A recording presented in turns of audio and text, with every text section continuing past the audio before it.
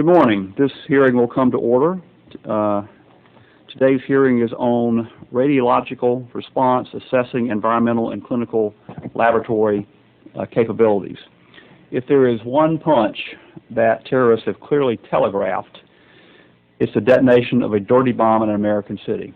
A dirty bomb is a conventional bomb that broadcasts, spreads radioactive material contaminating perhaps several city blocks.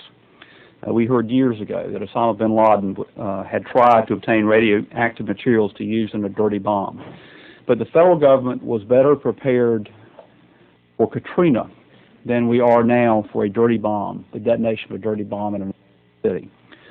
Yesterday concluded a 10-day national counterterrorism exercise called Top Off that included the participation of thousands of state, local, and federal officials. The exercise was based on the White House's National Planning Scenario number 11 that envisions the simultaneous detonation of a dirty bomb or radiological dispersal device in three major urban areas. The simulated attacks in this exercise took place in Guam, Phoenix, Arizona, and Portland, Oregon. Perhaps one of you could explain why Guam was included as what I had not thought of as a major American city.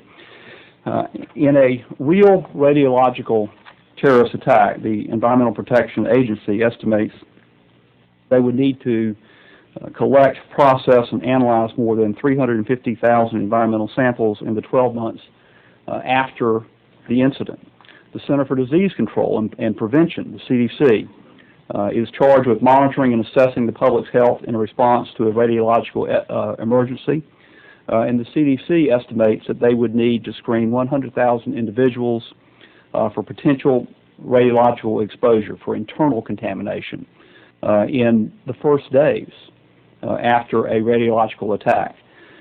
Yet, depending on the type of radioactive materials used in a real-world event, the EPA predicts that given the nation's current radiochemistry laboratory infrastructure, it might take them 6 years to analyze the 350,000 samples necessary to conduct a thorough environmental analysis, and that's just in one city.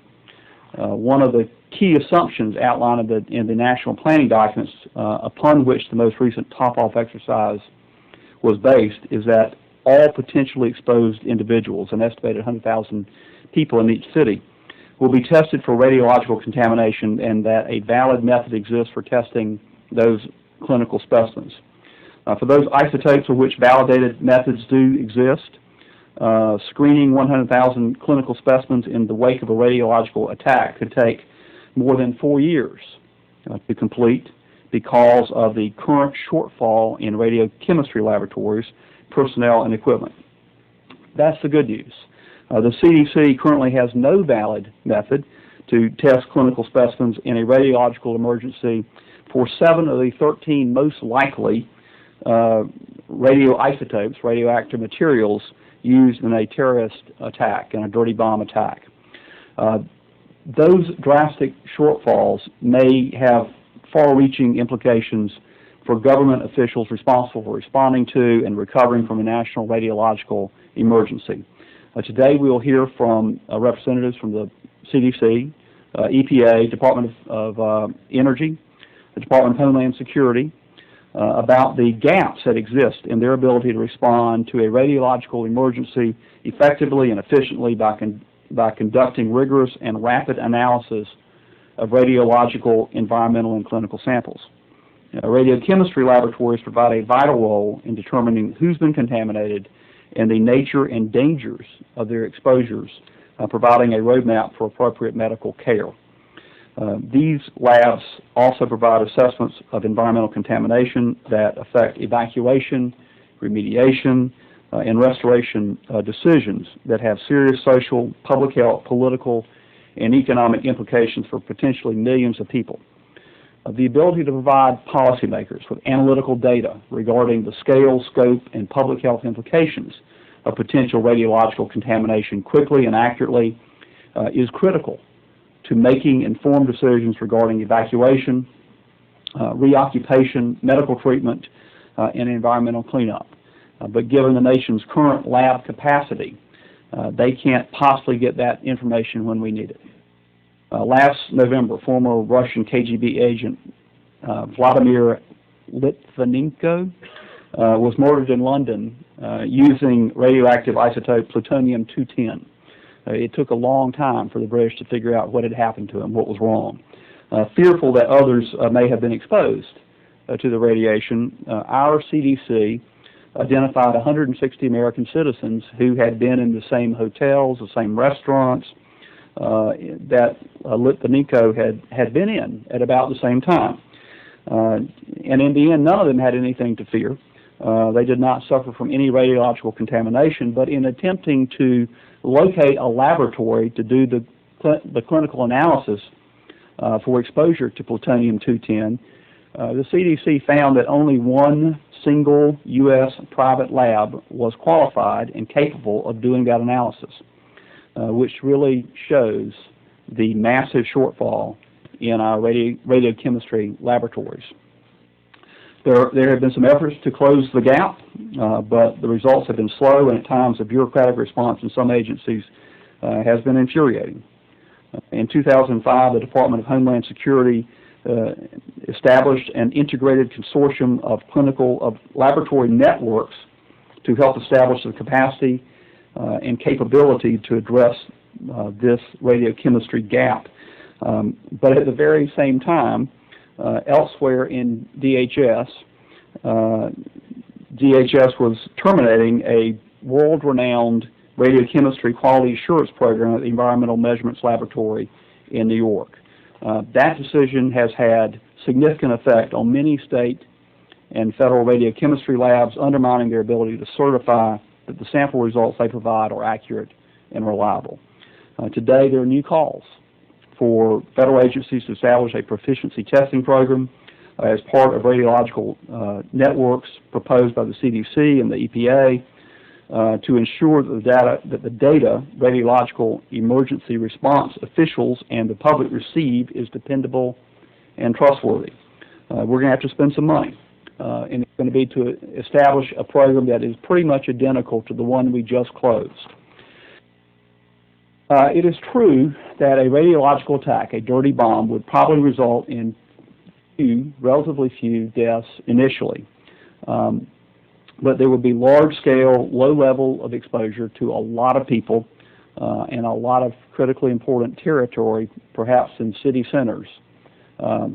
Imagine the economic effect if we could not tell for days whether the downtown New York, the bottom of Manhattan, the financial district, could be occupied again, whether we could use those buildings, whether we could go there, whether we needed to demolish those buildings or clean them up before we could safely occupy those buildings again.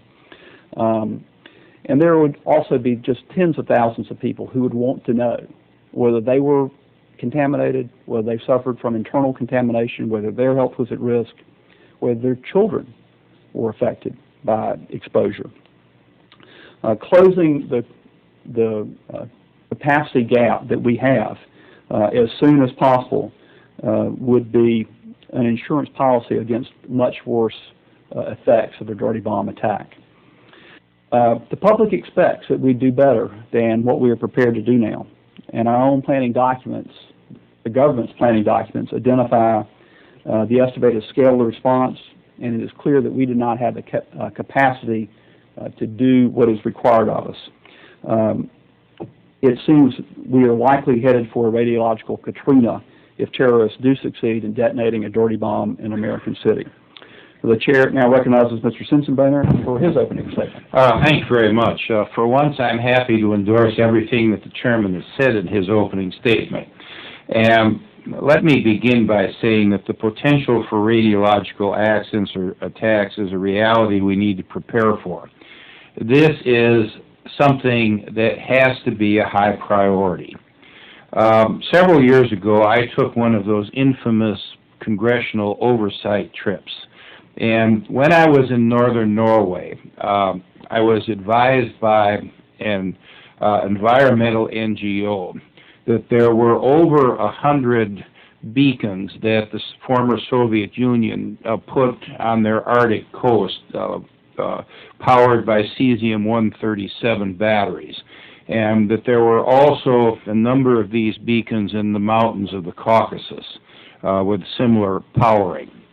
They are all in very remote areas. It would be very easy for someone to take the cesium-137 battery and to turn it into a dirty bomb without anybody knowing that the batteries were missing. The day following this discovery, a scientist who was on this trip and who was temporarily on Senator Biden's staff asked the Norwegian scientists that were studying Arctic issues how many dirty bombs each of these batteries could make. The answer was 10 apiece. And as a result of this, Senator Biden and I successfully co-sponsored legislation which was signed into law, amending the Nunn-Lugar Act to allow us to buy this nuclear material from the Russian government like we did with other types of nuclear material, not only from Russia, but the other independent republics of the former Soviet Union. It is my understanding that a battery was left by somebody in Gorky Park in Moscow to let the Russian government know that somebody had their hands on these types of nuclear materials that shouldn't have them. And this is truly scary because if the Chechen rebels have these batteries, I think we can assume that there has been a move by other terrorist organizations which target the United States in having these batteries. If there is a dirty bomb explosion, not only will there be potentially tens or hundreds of thousands of people exposed to contamination, but the panic that will set in if large parts of major cities have to be evacuated. And I think that's one of the reasons why the exercise that just concluded yesterday was something that was real time and something that we have to prepare for. Now, in June of 2005, the Homeland Security Department released a technology assessment roadmap known as ERDAP, and that assessment found, quote, tools to rapidly triage individuals needing medical attention and to intelligently direct medical treatment to those needing immediate care will optimize the use of scarce resources, improve survival, and enhance public confidence in government. These tools don't exist today.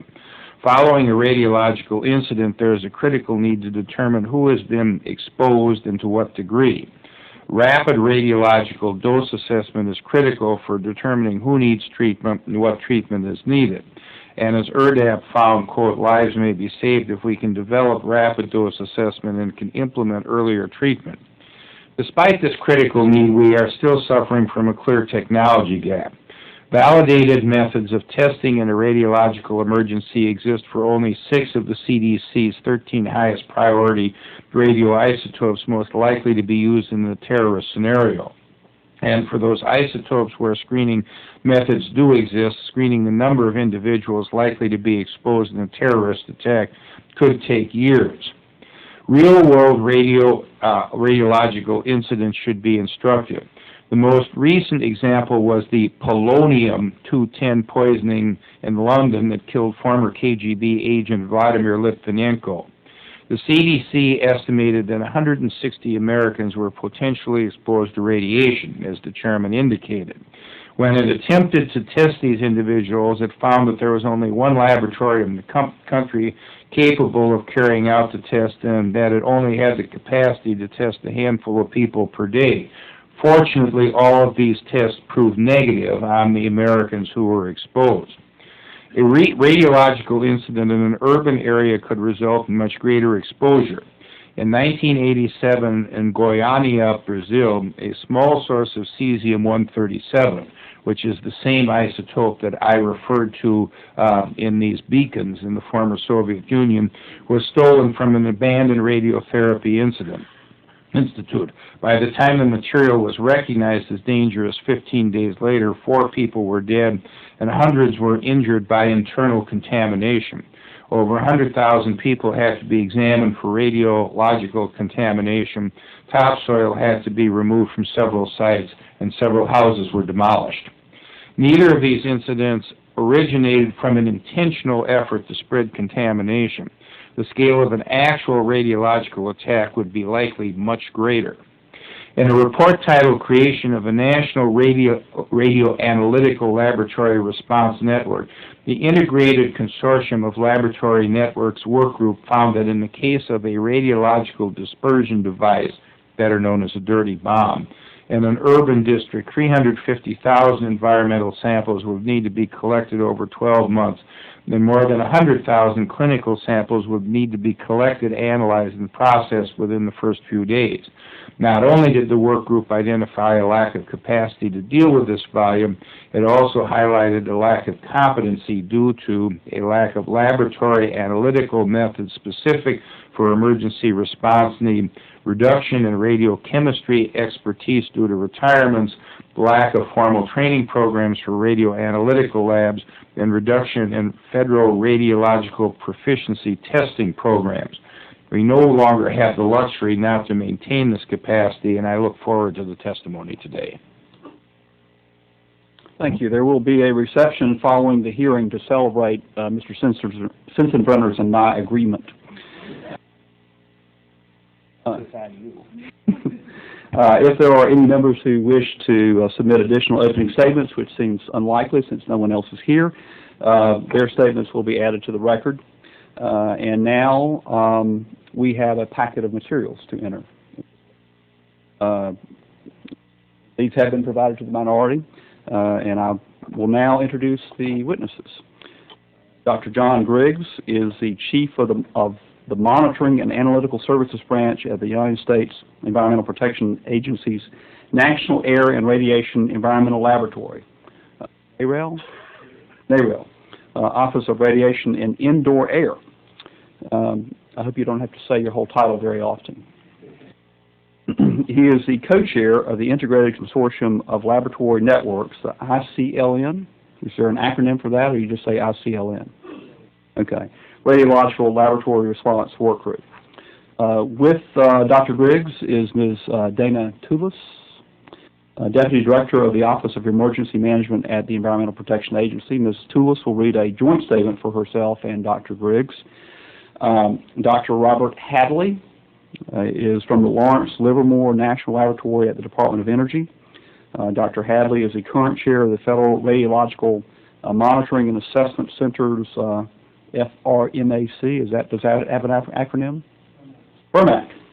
Laboratory Analysis Working Group, and was formerly the chair of the FRMAC Health and Safety Working Group.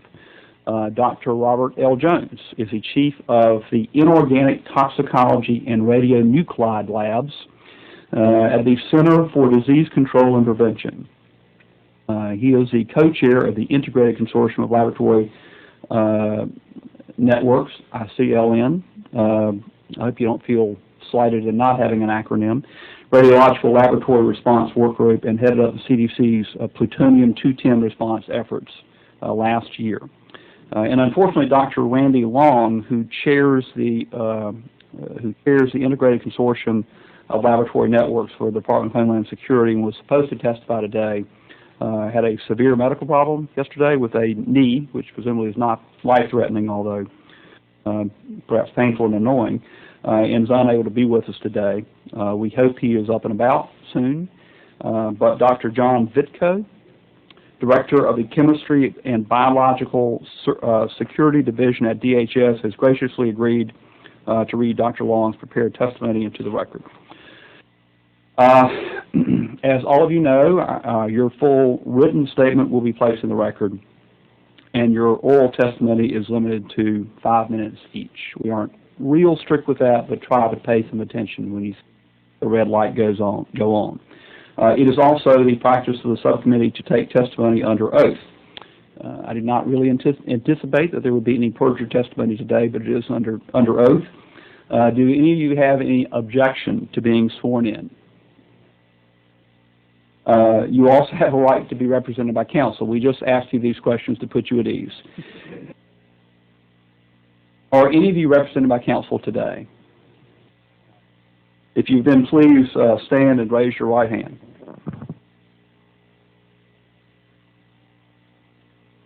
Do you swear to tell the truth and nothing but the truth? Ms. Tulis, you may begin.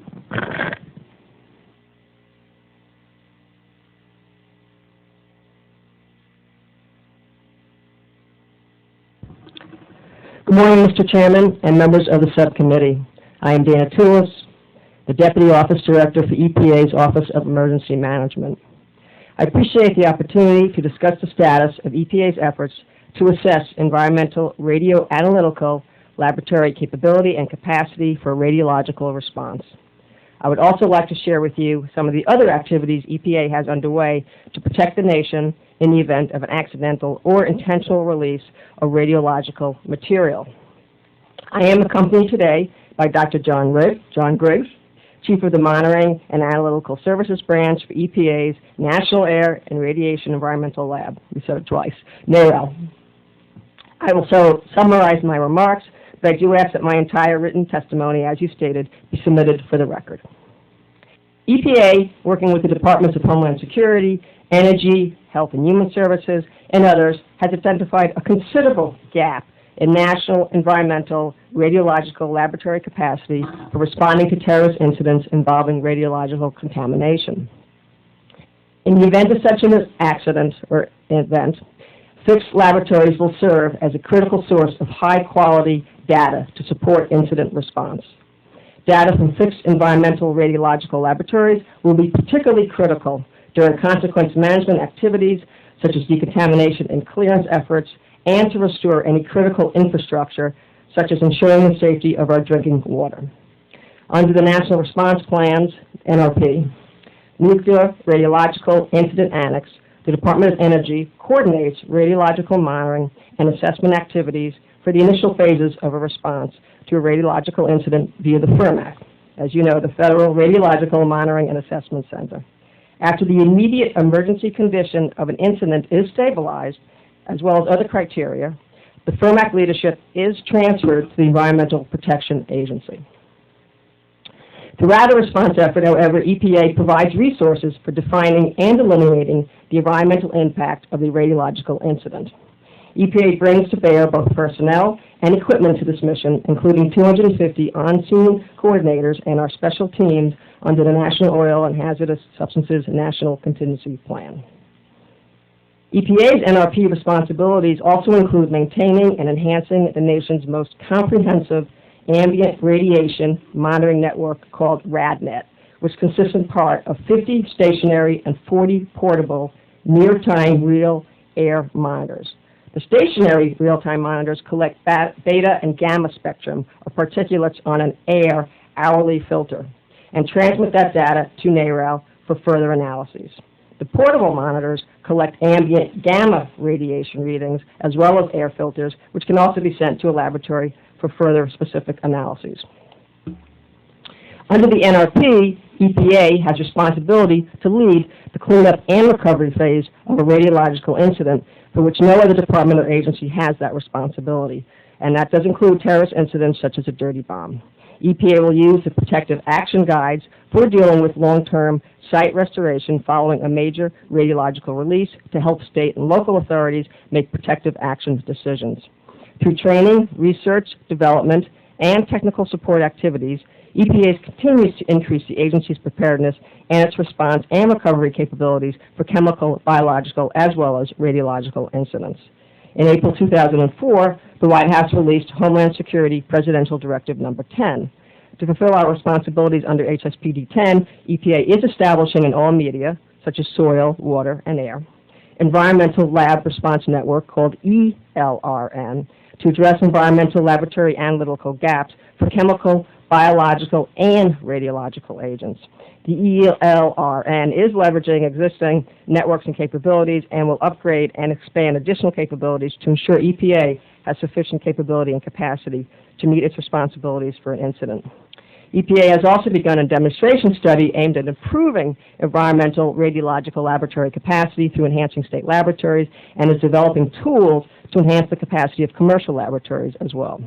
However, EPA's analysis of the nation's existing environmental radiological laboratory capacity relative to demand for only a single dirty bomb or radiological dispersal device in a major urban business district does reveal significant laboratory gaps. As you know, the gap is based upon the Homeland Security's planning scenario number 11, which we evaluated, which actually was for 3 major urban business districts.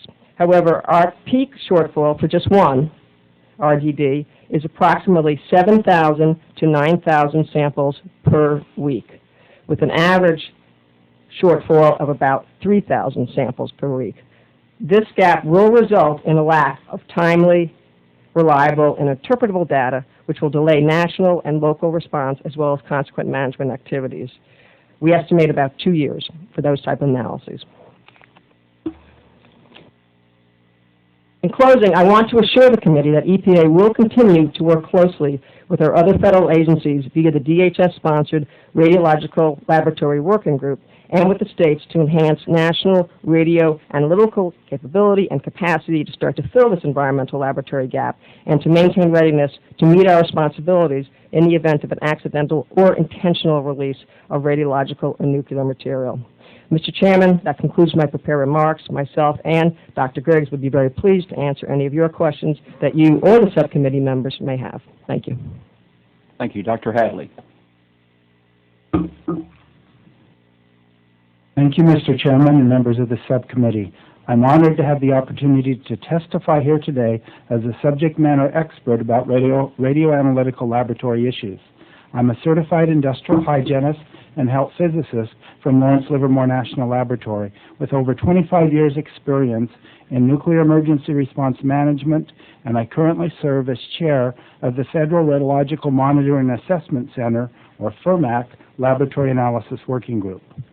We all recognize the response to a radiological event will require many highly skilled professionals ranging from surveillance to response organization and forensics. My remarks today are confined to my role as part of the FRMAC. The FRMAC is part of the Nuclear Incident Response Team maintained by DOE and can be activated by the Department of Homeland Security in response to a nuclear or radiological incident. The purpose of the FRMAC is to provide a clear operating picture of radiological conditions in the field to responders for decision-making and incident action planning. FRMAC data is critical for characterizing the exact nature and extent of contamination, which supports public health and safety efforts. FRMAC provides verified radiation measurements and characterization of overall radiological conditions. FRMAC measurements are utilized by the National Atmospheric Release Advisory Center, located at Lawrence Livermore, to provide an accurate and complete picture of the radioactive footprint. This information can help guide crop and food field sampling teams to areas where contamination might result in an ingestion pathway dose that exceeds health and safety limits. FRMAC provides procedures for sample collection and analysis to all participating agencies. We work closely with CDC, EPA, and state and local responders. FRMAC also provides live and web-based instructions and participates in national and regional level exercises. I participated as part of the FRMAC team in the recent Top-Off 4 exercise at the Portland, Oregon venue. I was the senior radiological data controller at the event scene, and my responsibilities included providing radiological exposure and contamination measurements to federal, state, local responders, and other government officials, including the FBI. During the first day, most of the radiological data collected involved direct reading instruments that provide immediate results. FRMAC capabilities arrived and began operation on day 2 and stayed through the end of the exercise period. FRMAC air sampling instruments were deployed within and around the contaminated area, and collection of soil, plant, water, and air samples began. This data was used to determine the size of the contaminated area and provide health and safety information to local residents. FRMAC established a liaison at the Joint Field Office, and the FRMAC web portal was utilized to disseminate information to approved users at all levels of government. The interagency FRMAC team was well integrated and worked together to gather requirements and provided hazard information in a timely manner. Unfortunately, due to the short duration of field play, the full radioanalytical laboratory infrastructure was not exercised. It is my understanding that remediation and recovery requirements were in notional play during the final week of top-off. In June of 2007, FRMAC released a draft mission analysis for the emergency phase of a response, typically the first 4 to 7 days. This is a critical period for addressing the health and safety of the public and responders. This document focuses on the federal resources activated to provide rapid support to the nuclear radiological monitoring and dose assessment activities at the incident scene in accordance with the National Response Plan and nuclear and radiological incidents. It did not attempt to complete a comprehensive assessment of environmental and clinical laboratory resources that would be needed for the long-term environmental remediation activities, medical response, and human health monitoring. All scenarios were addressed as a single event and included a domestic nuclear explosion, radiological dispersal devices, and accidental or unintentional non-explosive release of radioactive materials.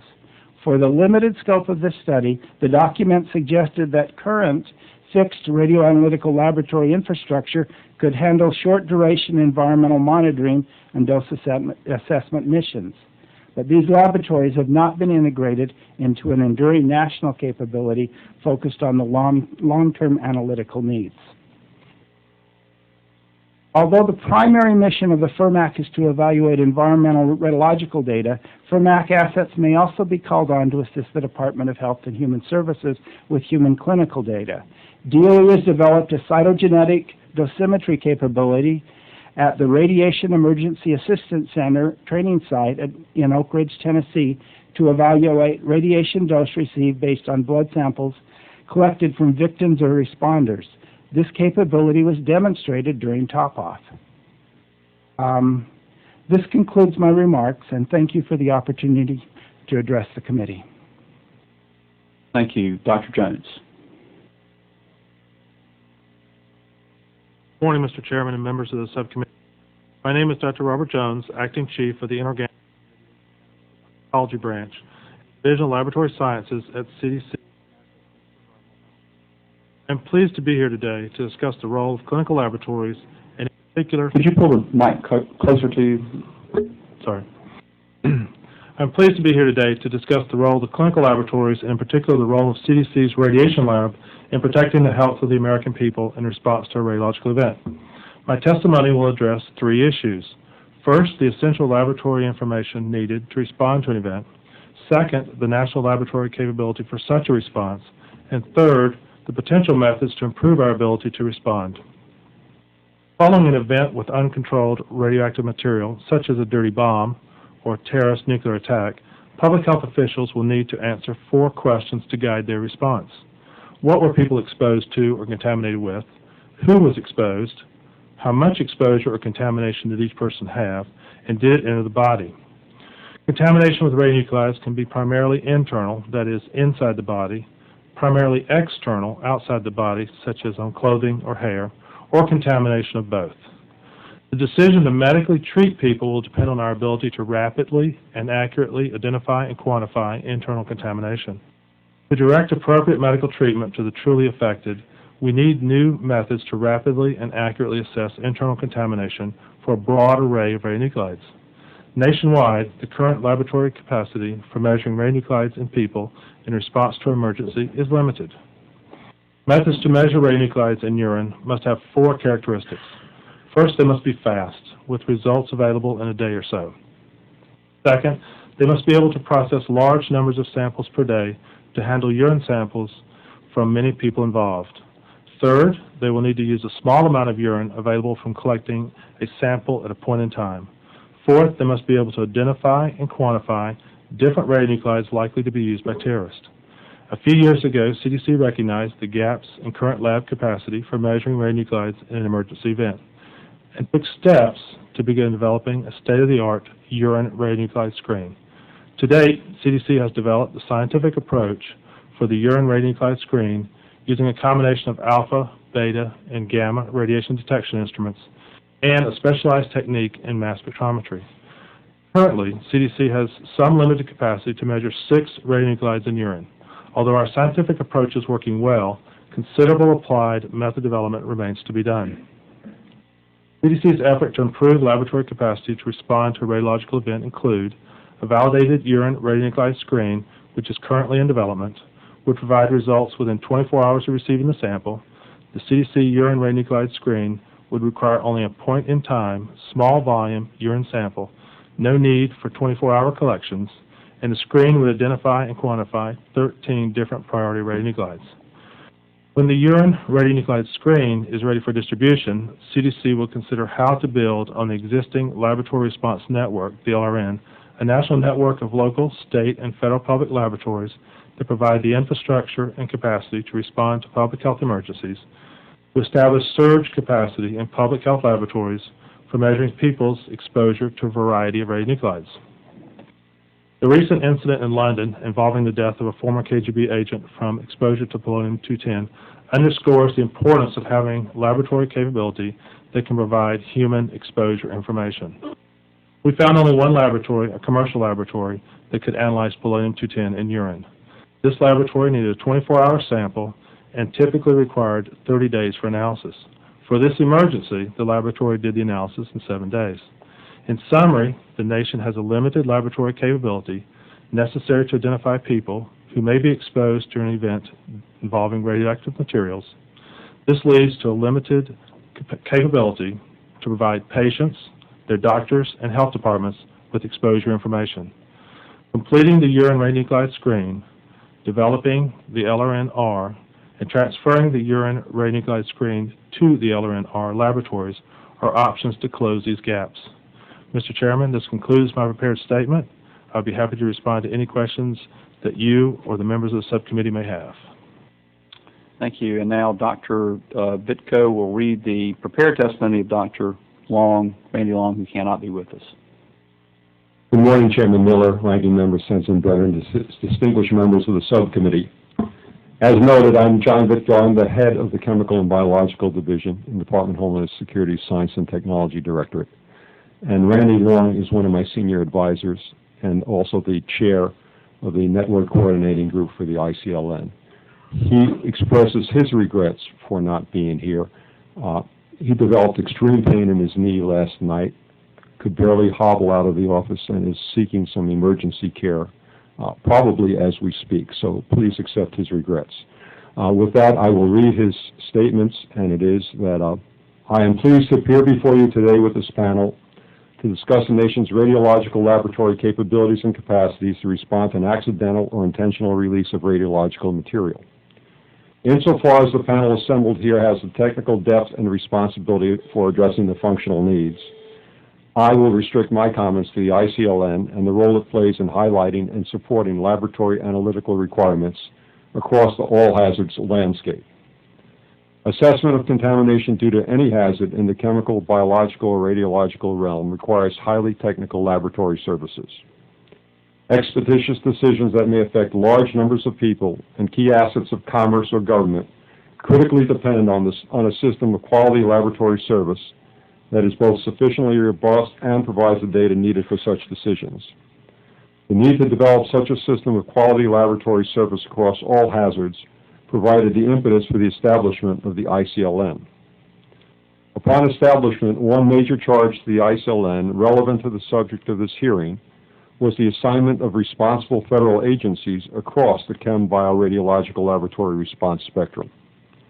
The principal analytical matrices that would be encountered as samples include clinical, environmental, food, drinking water, animal, and plant samples. Phases of response common to each hazard include monitoring and surveillance, incident response, remediation, and forensics. The assignment of a responsible federal agency for each matrix and phase gave consideration to existing department obligations and authorities, a history of already working toward or having established capability, and applicable executive branch directives. In the areas of response and remediation to radiological contamination, HHS, DOE, and EPA are considered the major players. When the ICLN Network Coordinating Group considered in 2006 the establishment of a radiological working group to consider laboratory needs and gaps. It charged HHS and EPA with co-chairmanship, with DOE being a key member of the group. Another major objective the ICLN has accomplished is a first assessment of the nation's laboratory capabilities across the Chem bioradiological spectrum. This study, initiated in early 2006 and was finalized as a for official use only report in April of 2007. The study is considered a first-order analysis of the ICLN laboratory networks in response to 9 selected Homeland Security scenarios. These scenarios explored chemical, biological, and radiological hazards across a variety of targets, human, animal, and plants. It is functionally a self-assessment and provides a reasonable estimate of gaps that may exist between estimated analytical requirements and estimated existing capabilities. An exceedingly important caveat is that the assessment is based on agent-specific scenarios. Changes in agent or other key scenario parameters could substantially alter conclusions found in the report. Specifically for the scenario involving radiological agent dispersal, the study results indicate major shortfalls in environmental and clinical laboratory capability in the response to and remediation of such an event. We can infer from the assessment that without the benefit of an organized framework and some expansion of quantitative analytical capabilities, decisions based on analysis of both clinical and environmental samples for radiological dispersal event may be compromised.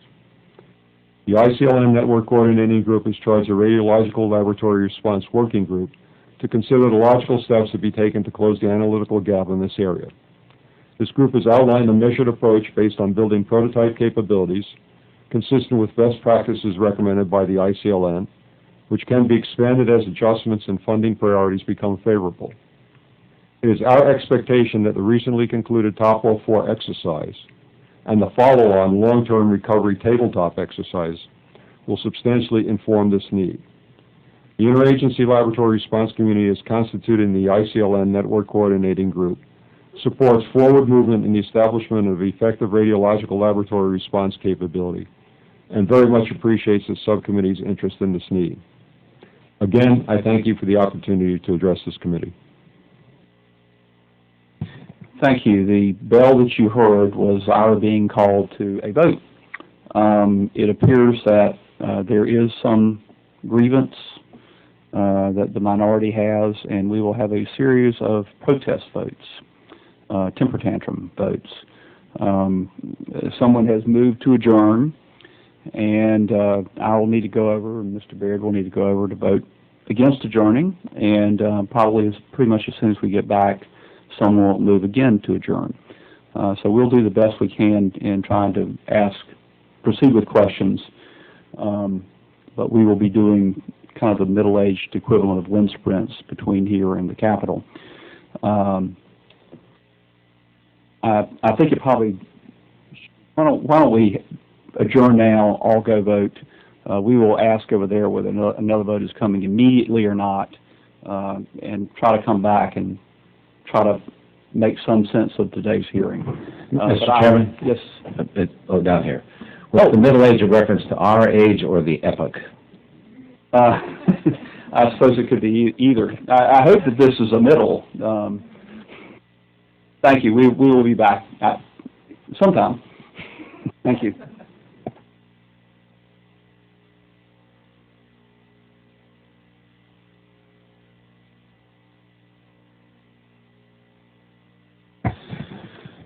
Well, I'm back anyway. Well, I would expect that Dr. Vitko couldn't answer questions since he's simply... But, okay, thank you. There's no telling what the day will look like. Probably the third or fourth time I have to run back and forth like that, I'm probably going to be pretty cranky, so you may not want to take questions from me after that point. And this is not the kind of hearing, in any case, when we think witnesses are being less than forthcoming. Those kinds of hearings are a great deal more fun to conduct, but there will not be any high, hard inside pitches here. We do fundamentally think you're telling us what you're telling us is true. And our questions will simply be to call upon you to reiterate or elaborate upon some portions of your testimony. So if we can't really complete any kind of coherent period of questioning, I'm not sure that the loss will be that great. I think we've already accomplished what we needed to accomplish by your testimony already, your oral testimony in which you've submitted in writing. But that said, I now recognize myself for 5 minutes of questioning. Dr. Griggs, you had a report prepared, or report was prepared for you earlier this year that assessed the National Environmental Radiological Laboratory Capacity Gap. Tell us what the report found and what the findings tell us about our ability to respond to a dirty bomb if we're detonated in an American city. I think that's probably not dissimilar to what you've already testified about, but go on. Hey, Mr. Chairman, we looked at really one RDD event in a single city, and we estimated the sample demand from that event, the environmental sample demand from that event. Excuse me. Then we then compared that to our assessment of the national lab capacity, and we looked at laboratories from two major aspects. One would be their capacity, their infrastructure in terms of personnel, equipment, the ability to process samples. But we did also look at their competency. And to do that, we had reviewed historically how well they had done on proficiency test samples from like the QAP program and other programs that send samples to laboratories and have them report back results. And what we found is that when you look at the national environmental lab capacity versus the sample demand, the 360,000 samples over a year, there was a significant gap in the ability to analyze samples promptly and report the results. And the numbers that we've talked about, averaging about 3,000 samples per week was the average capacity gap. The peak capacity gap, 7,000 to 9,000 samples per week. So these numbers indicate a pretty serious gap in terms of the environmental analysis capability in the country. When we looked at, absent any increase in that national capacity, that it would take a little over 100 weeks or 2 years to analyze the samples that would have been collected in a single RDD event. And I think as you've noted, as Ms. Tulis noted, the scenario 11 is actually 3 RDD events. So if we compare it back to that scenario, you can take that gap and multiply it times 3, and the time frames times 3 as well. So it's indicative of a very significant gap, and that's going to be delays in data to decision makers, actions to protect public health and cleanup and contamination.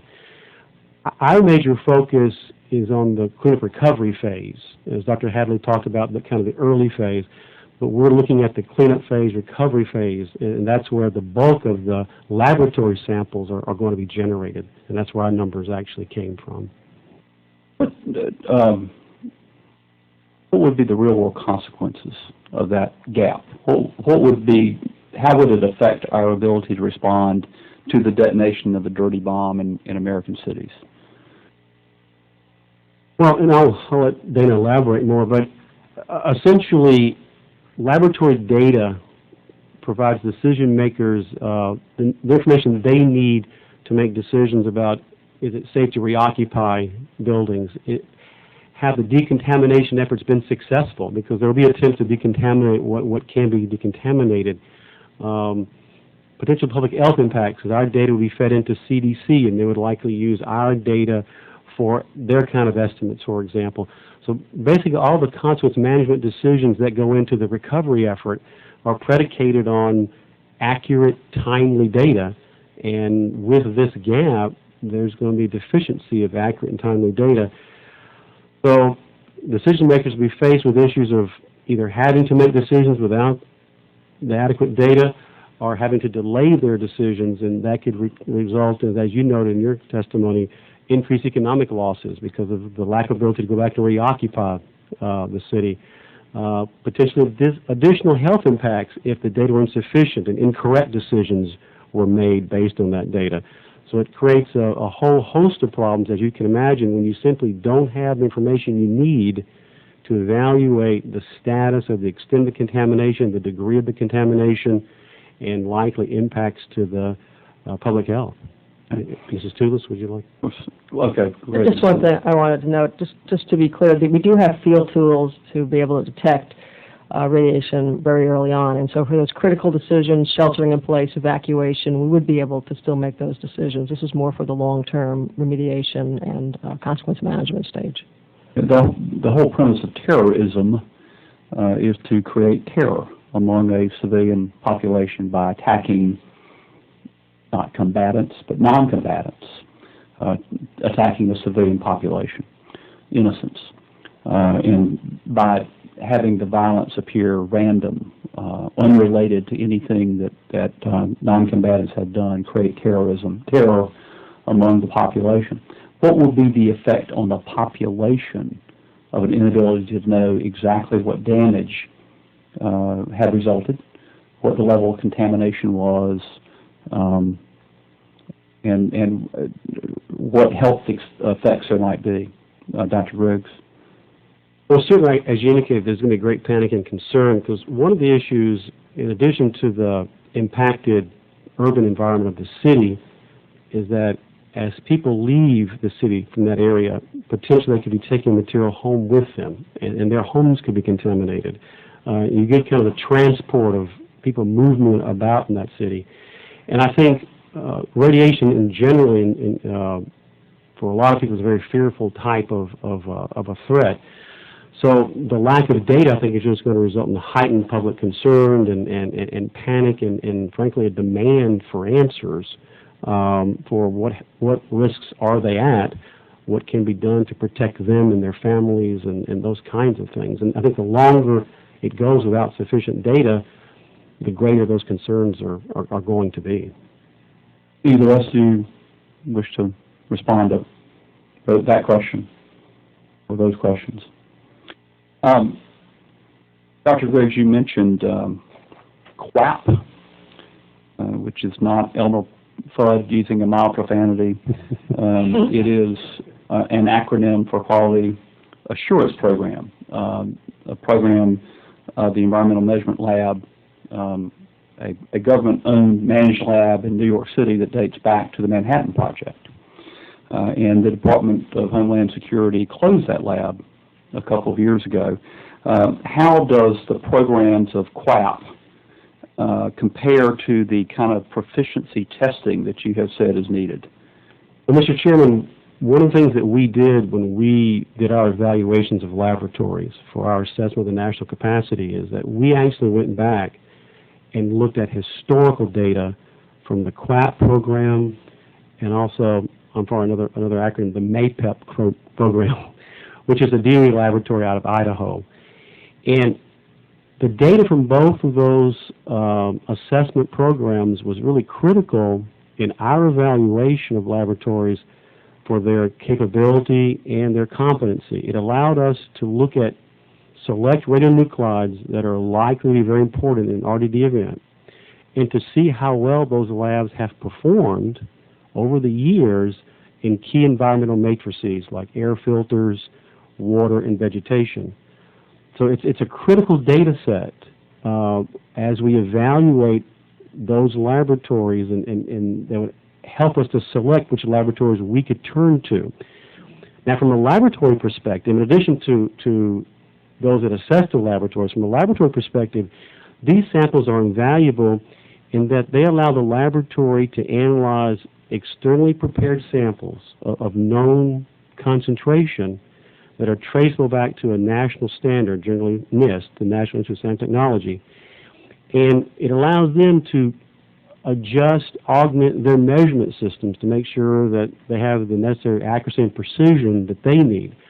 So these programs are invaluable to both those that assess laboratories and to the laboratories themselves. On a stupidity scale of 1 to 10, 1 being Einstein-esque and 10 being stupider than dirt, dumber than dirt, how would you assess the decision to close QAP? Mr. Chairman, I don't know that I'm in a position to answer that because I don't know the factors and considerations that DHS faced when they made that decision. All I can say is the data from those programs is a valuable data set.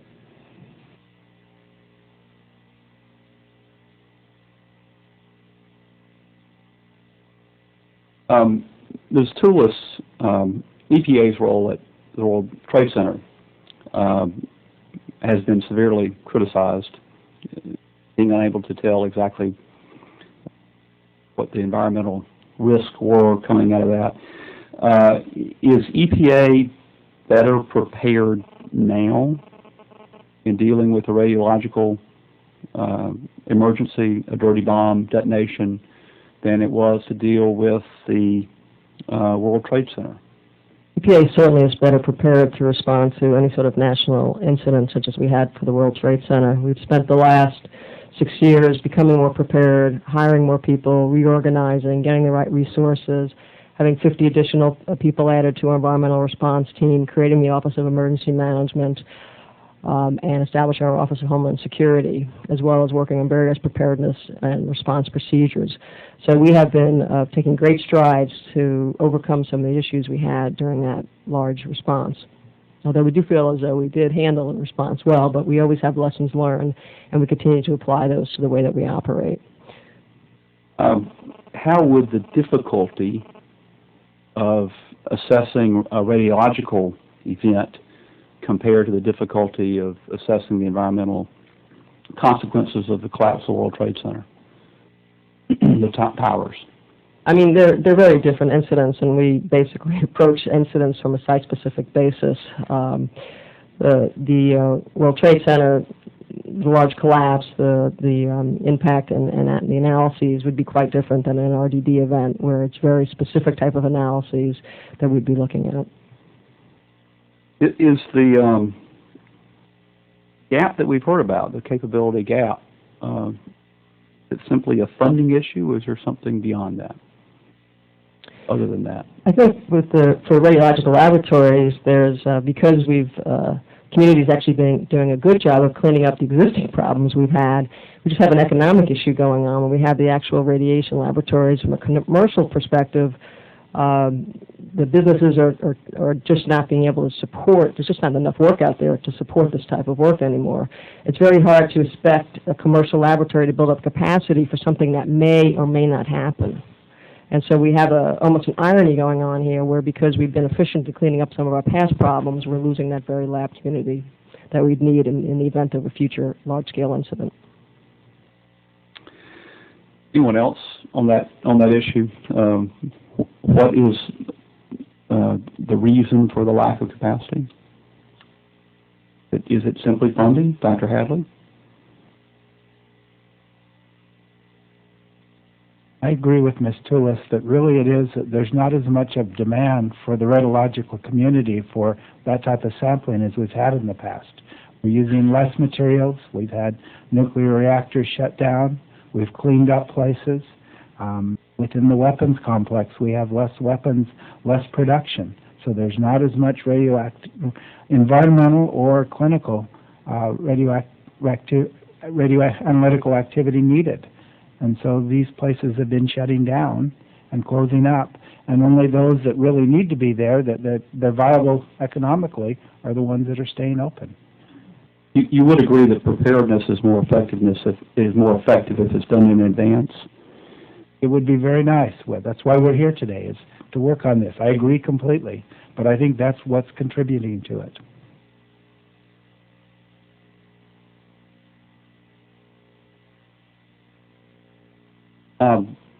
Dr. Hadley, DOE does have a significant radiochemistry infrastructure, but it apparently is not certified in the way that Congress, I think, has specified. What prevents you from, DOE, from being prepared to do more to analyze environmental clinical samples? In the kind of emergency we're talking about. Yes, I understand.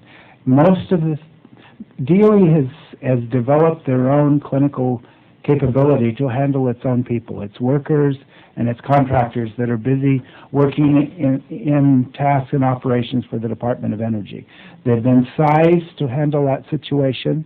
Many of the procedures that were developed years ago. We have many special procedures where we will handle different isotopes than anyone else will because of the types of work that we do. Because of some of that, and the other thing is we're not available for outside, we're not a commercial laboratory, we do not do outside business. We keep it with in-house. And we do have QA programs. We've always had QA programs. They're just not always the same one as they use for outside laboratories. So we have capabilities, but our capabilities are really to handle our own upsets and tasks. And so the level of capacity meets that, but it's not very much more. In your testimony, you said that the National Radio Analytical Laboratory infrastructure was not exercised in the top-off simulation. What did you mean by that? When I participated, and I was in the area where I was watching samples being collected and what was being done with them. And really, there was nothing being sent to very much of a laboratory. There was one EPA mobile laboratory who had prepared 50 samples, and so they were there and they were processing samples, but that was it. That's all that I saw from my standpoint. There were a few clinical samples. I mentioned that REACTS, this DOE medical type group who do radiation, advise on radiation issues, they collected 3 blood samples, sent them off to Oak Ridge, Tennessee, and were processed for cytogenetic, through their cytogenetic laboratory to see what type of radiation dose we would expect. But other than that, that was all of the laboratory capability I saw utilized. One of the issues I should mention to you, so that you might understand this, is in the first few days of an event, the environmental laboratory needs are not as big. The first few days in an event, you're most worried about evacuation, sheltering in place, where is the radiation or contamination on the ground, and much of the information can be given by direct reading instruments and by models. Also, it takes time for laboratories to arrive and people to arrive to handle laboratory samples and collect those samples. So normally laboratories get involved a little bit later from an environmental standpoint. From a clinical standpoint, they will get involved early, and that will come through local hospitals and others. But the FRMAC and DOE has been most concerned with the environmental ones, and even during top-off, we saw that because of the short duration of the top-off exercise, by the time that you would start to see a significant number of laboratory samples, it was index and the exercise was over.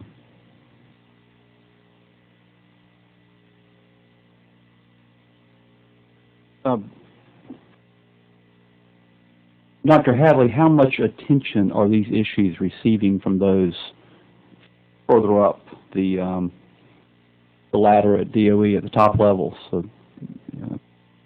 secretary and deputy secretary or assistant secretary? We have had mobile laboratory resources mainly for our weapons program for many years. So we have had that. They know it's important. They've been emergency resources, but they have been limited in scope. Not real large, not to handle a large population. And beyond that, I really don't know. We would like to do more in this area. We would like to exercise more and work with the other agencies in developing these networks because we see there is a need. For any of you who want to answer it, in the materials that I read in preparation to this hearing, some apparently believe that the estimate of 350 environmental samples in a year is far too modest of what will actually be needed. Some of what I read, and apparently some of the other scenarios besides scenario number 11 that the exercise was built around, assumes 1 million Is that your understanding as well? Dr. Griggs? Mr. Chairman, I think the million, it could be a result of that. The 350,000 is based on a single RDD event in one city, and the scenario 11 is based on 3 identical cities. Okay. And I think the million is probably the result of that times 3 effectively. So if you look at the full scenario 11, you're looking at a little over 1 million samples. Okay. But there are some who think that the 350 for an event is conservative. Yeah, maybe some people think that's conservative. That's true. Anyone else? Dr. Hadley, Dr. Jones? Coming up with those numbers is extremely difficult because we have not had the event. We've looked at the Guyana event, and I think the one thing that we've learned from the Guyana, Brazil, is they very much underestimated what they were going to have to deal with. So we've come up with our best guess what those numbers are. They may not be much higher, depending on what happens. You can see it's not been involved with the estimation of environmental sample analysis, so we're not able to comment on those numbers. Okay. What you were involved with, yes, I understand that CDC has a different piece of the puzzle. The testing for internal contamination on the people who were exposed to radiation.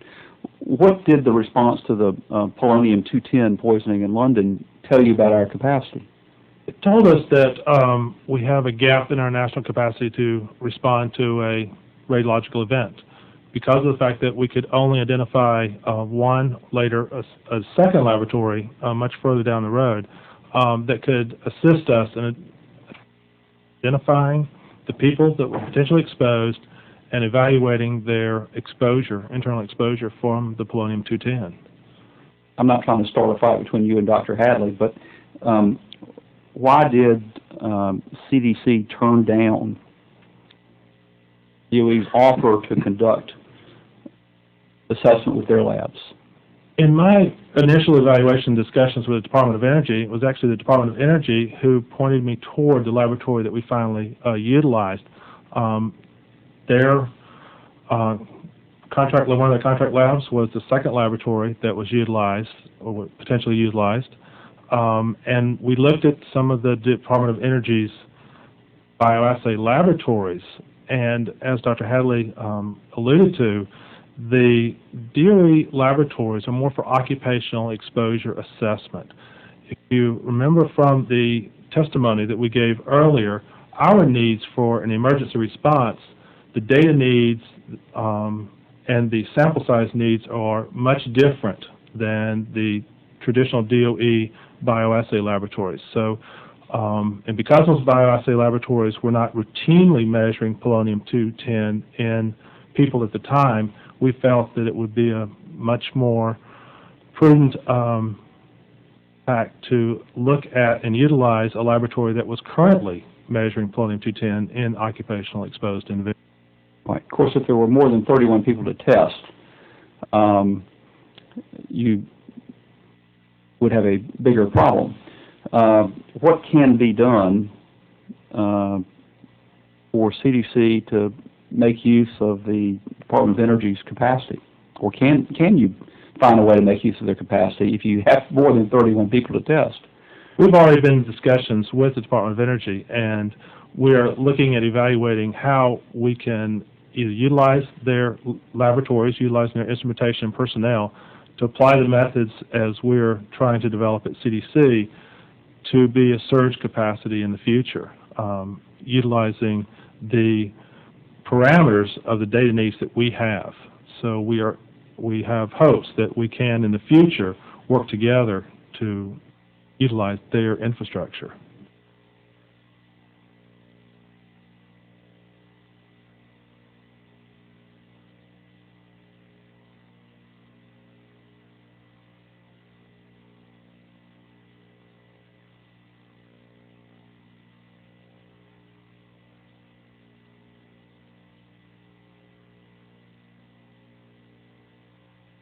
As tedious as it is for me and for you, I need to leave and go vote and I'll come back. I think we have just a few more questions we really do want to get in. I really do want to get in. So I'm apologizing for something I did not do. I'm not the one having the temper tantrum. But I will be back in just a few minutes.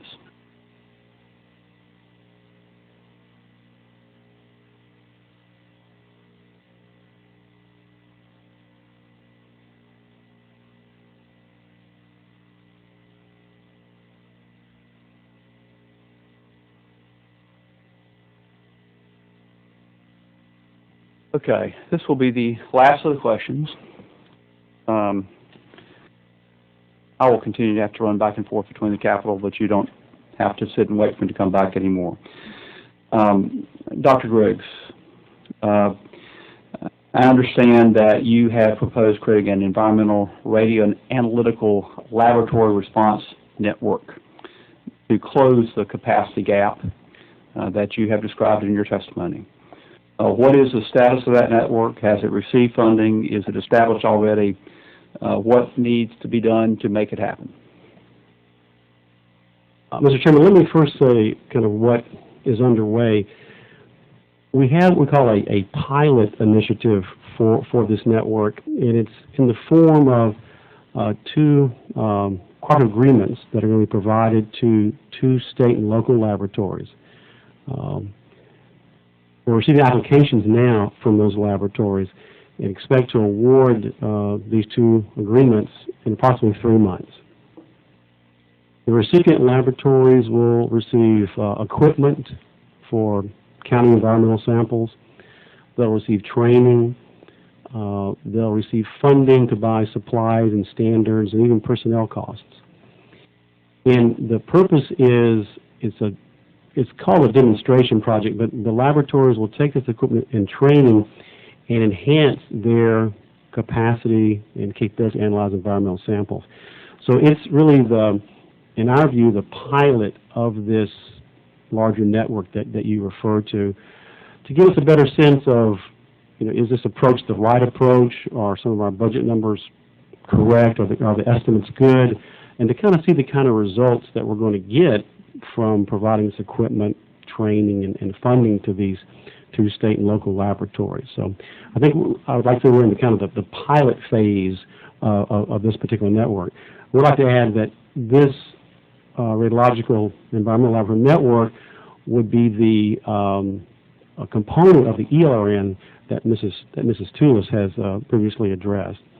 And I defer to Dana for any other, Ms. Tulis, any other comments on that? Or? Yeah, I mean, that is an estimate, as Dr. Griggs indicated, and until we get further along, we're not going to have a better idea of exact costs. We also, as part of the overall ELRN, we are working collaboratively on funding this process, as well as working on looking at the future years as well. So it is part of our overall budget thinking and process that we're working on right now. That answer didn't quite suggest the urgency that I feel. We've known for 6 years, at least 6 years, that Osama bin Laden has tried to acquire radioactive materials for a dirty bomb. How long is this pilot going to go on before you try to take it to the scale necessary to be prepared to respond to the kind of scenarios that the top-off exercise just dealt with? I'm sure. I think the plan is we start with the 2 and we would add more, so it would be a phased approach as we add additional labs. And how long are these phases? We had projected in the proposal 5 years. And at the end of that 5 years, will there be the capacity to deal with the kind of scenario number 11? Well, this particular proposal really is addressed at the capacity of 1 RDD event, and 11 involves 3, but we felt like this was initially to get positioned so that we could respond to a single RDD event. So that was the basis of this particular proposal. So maybe in 5 years, we'll have the capacity to respond to 1/3 of the need that we just conducted an exercise to try to assess our preparedness for? Well, in addition to this particular proposal, which is primarily geared for state and local type laboratories, we're developing tools for the commercial sector. We're developing and validating rapid methods, for example. We're developing guidance documents for the commercial laboratories that are really aimed at increasing their efficiency and their utilization of their existing infrastructure. We've initiated training, for example. We've developed a training course. We presented it last month at our laboratory, the Narrow Laboratory. So there are other activities in addition to this that are ongoing, where the focus is trying to enhance the existing commercial capacity, which will help better position us to respond to such an event as well. Dr. Jones, I hope you feel greater urgency. I know that you have proposed a radiochemistry laboratory network similar to what the EPA has proposed. That seems to be a critical need to prepare for a dirty bomb attack, which could happen at any time because, as Mr. Sensenbrenner has pointed out in his opening statement, the material is out there. It is not secure. It could happen tomorrow. It could happen this afternoon. And being ready maybe in 5 years, depending on how the pilot projects go, does not give me the reassuring sense that you feel a sense of urgency about this that I feel and that Mr. Sensenbrenner feels. Where does your proposal stand? Is it a pilot? Are you going to ask for funding for it? Have you received funding for it? What needs to be done to make it happen? We have started the CDC process of requesting funding for proposals like this, and at CDC there is obviously polonium-210 event as well as a Top-Off 4 exercise awareness that this is a very important issue. It's in the process right now of this year's budgetary allocations, and I'm not in a position at this time to know where we stand in that process.